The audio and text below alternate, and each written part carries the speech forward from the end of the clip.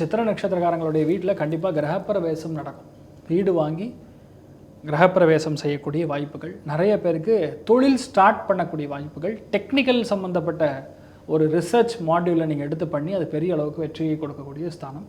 நிறைய பேருக்கு சுவாதி நட்சத்திரத்தில் பிறந்தக்கூடிய நபர்களுக்கு அரசாங்க உத்தியோகம் கிடைக்கும். பாராட்டு மழை குவியும்.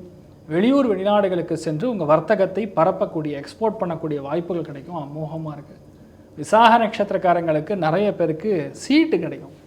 மெடிசின் சீட்டு, டாக்டர் சீட்டு, பசங்க போய் வெளியூரில் உட்காருது, வெளிநாட்டில் உட்காருது, ஏதாவது கேஸ்லாம் நடந்துட்டால் கூட இப்போ சரியாயிடும்.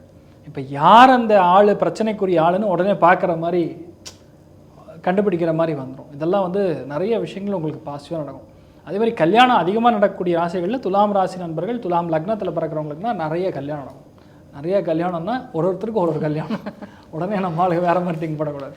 ஸோ இப்படி நடக்கக்கூடிய வாய்ப்புகள் இருக்குது. ஸோ அமோகமாக இருக்குது. எதுலேயுமே 1-2 கூட நல்லா இல்லைன்னு சொல்கிற மாதிரியே இல்லை. நிறைய நல்ல விஷயம் என்ன பண்ணும். 9ஆம் இடம்ங்கிறது அப்பா.